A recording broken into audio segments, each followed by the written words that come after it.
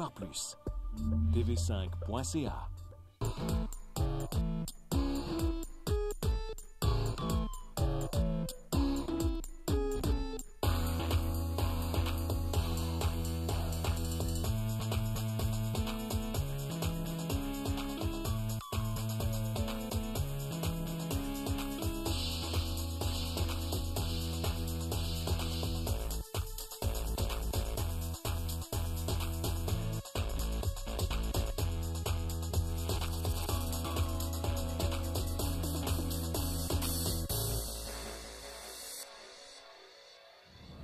Ils ont choisi de s'enraciner. Ils sont entrepreneurs, mais préfèrent la terre à la paperasse. Ils ont soif de grand air. Ils entretiennent une vision d'un monde où les gens achètent de la qualité à proximité. Ils nourrissent les villes en vivant à la campagne. Ce sont les nouveaux fermiers. En imaginant un projet fictif qui gagne le prix du meilleur plan d'affaires durant son bac en agroéconomie, Nicolas décide de se lancer dans l'élevage des sangliers. Aujourd'hui, avec une boucherie sur la ferme, il fait autant l'élevage que les terrines.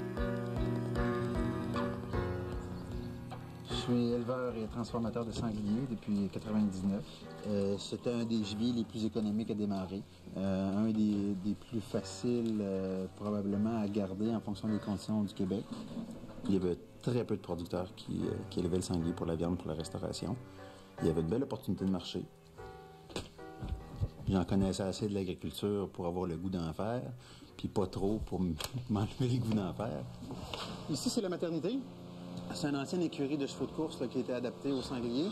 Les femelles ont chacune leur logette pour la mise bas, puis pour allaiter leurs petits.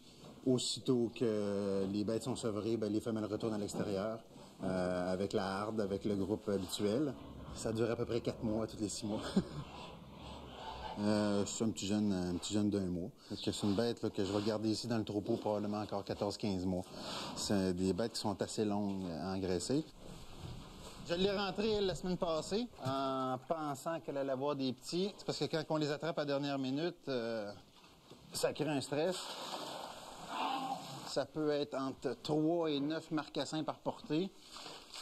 Une portée par année à l'état sauvage, 2 portées par année possibles en élevage. C'est un animal qui n'a pas besoin de beaucoup de soins médicaux. C'est un animal assez rustique. On se contente de l'alimenter puis de réparer en revenu. Le sanglier, c'était un bon choix pour moi parce que j'avais pas accès aux productions traditionnelles.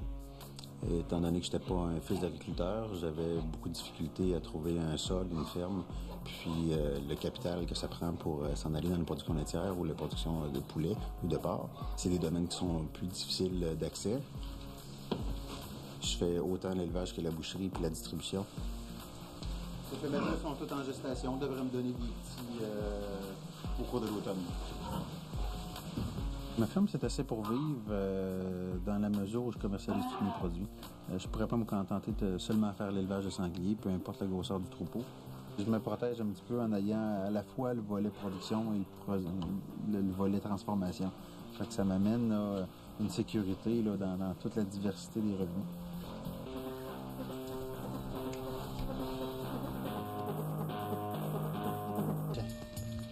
Lui, c'est Vito. C'est mon nouveau chien, King Corso. C'est un petit chiot qui a seulement 1 an et demi. C'est un chien qui est très bon pour attraper le sanglier. C'est un chien aussi qui est bon pour, disons, les intimider puis me faire des petites zones de sécurité quand je veux travailler. Il peut facilement affronter une bête de 350 livres à son avantage. En élevage, présentement, je dois être aux alentours de 300-350 têtes. La cage, c'est une cage qui me sert de piège à sanglier. Je capture certaines petites bêtes là-dedans, soit les bêtes qui s'en vont pour la boucherie, pour la découpe, les bêtes de bon calibre, ou des plus petits, souvent pour le méchoui en saison. Là. Je capture une petite partie du troupeau dans un petit piège comme ça ici. Ça me permet de mieux les isoler, ça me permet de mieux travailler avec eux, de faire ma sélection des bêtes que j'ai besoin. Je vais les marquer puis je vais les charger. Cette bête-là ici, là, c'est une bête qui est pas mal à maturité. J'utilise mon super rouge à lèvres à sanglier. Fait que ça me permettra tantôt, au passage dans le corridor, là, de les retenir. Et l'abattage de donne à contrat, tout simplement, parce qu'il y a une question d'hygiène. C'est la seule étape que je fais pas à la ferme, parce que je fais la naissance, la finition. Je fais le moulé, je fais la découpe, la mise en marché, la distribution. Le plus gros des sangliers, c'est environ 450 à 500 $. C'est des bêtes d'environ 130 livres qui vont donner à peu près 90 livres de viande désossée, toute préparée. C'est un petit peu plus dispendieux que les bêtes traditionnelles. Ça demeure le plus économique des gibiers, par contre. C'est une viande qui est très recherchée. C'est une viande qui a des très hautes valeurs nutritives, puis qui est très facile pour le palais. C'est pas aussi corsé que des gibiers de chasse.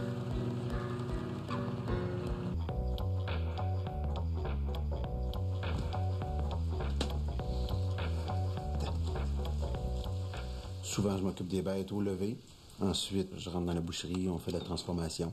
Il y a, je dirais, peut-être 30 heures de travail sur le troupeau par semaine, puis au moins 50 heures d'ouvrage de boucherie par semaine. La vente des produits transformés représente une grosse partie du chiffre d'affaires, pratiquement la moitié. On commence à partir de la carcasse, que je reçois de l'abattoir, que je fais vieillir en chambre froide, un bon 10-15 jours. Je peux me permettre de le faire étant donné que je conserve le sanglier entier dans sa peau. À partir de là, on organise la découpe. La façon de garder la peau sur le sanglier, la viande ne dépérit pas, mais gagne en saveur, gagne en tendreté. Sous son petit couvert de gras qui le protège bien, le sanglier est très, très maigre.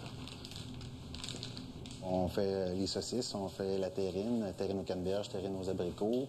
On fait de la rillette à la cervoise avec une bière locale. Ensuite, les traditionnels crotons, pâte à la viande, qui sont bien demandés. Le bacon fumé aussi, le saucisson fumé, le smoked meat. Donc, c'est une variété de produits là, qui sont faits à partir d'ici. Le smoked meat, on va finir d'emballer ça. Puis après ça, on va préparer la commande du poivre noir. Il y a besoin d'os congelés. C'est un client qui est assez intéressant. C'est un jeune restaurateur qui s'est parti en affaires il y a 2 ans, qui préconise beaucoup l'achat local. Là, il me commande 5 produits différents. C'est 5 produits qui se retrouvent à son menu. Depuis son ouverture, je fonctionne avec lui. Un nouveau fermier, c'est de plus en plus des hommes d'affaires. Non pas des hommes d'affaires à veston-cravate, mais des entrepreneurs. Ce n'est plus que de produire parce que de plus en plus, la marge de profit puis l'intérêt dans la vente. Les productions traditionnelles, il y a déjà des réseaux de distribution mis en place. Fait qu'un éleveur peut se contenter d'élever puis passer par une filiale là, pour la mise en marché ou un abattoir. Salut, Olivia. Ça va? Comme à l'habitude, de ton flanc fumé pour côte levée. Il va en avoir d'autres cette semaine. Excellent. Les 2 briques de rillettes à la bière. En fait, c'est le seul produit qu'au restaurant, au Poivre Noir, on achète qui est fait. Parce que je serais même pas capable de le refaire exactement. Je sais que quand je l'achète, il va être aussi bon que la première fois que je l'ai acheté. Fait que ça me donne non pas seulement un mets, mais ça donne plusieurs mets là, qui sont à base du sanglier. Puis regarde, c'est le meilleur moyen de se faire connaître dans la région. Là. C'est le pont entre le producteur et le consommateur. Là. Puis il n'y a pas meilleur pour bien le présenter. Pour les nouveaux fermiers, si le Québec tient à préserver son industrie agricole, le gouvernement doit mettre en place des politiques qui assureront l'établissement de la relève. Car malgré les difficultés économiques, les aléas du climat et le manque de soutien aux productions alternatives, ce n'est pas le nombre d'aspirants qui manque. Devenir agriculteur aujourd'hui est un acte de foi. C'est l'envie de soutenir une vision du monde où les gens achètent des produits de qualité à d'autres gens dont ils reconnaissent le travail. Pour en savoir plus sur les nouveaux fermiers, hors-série.tv5.ca.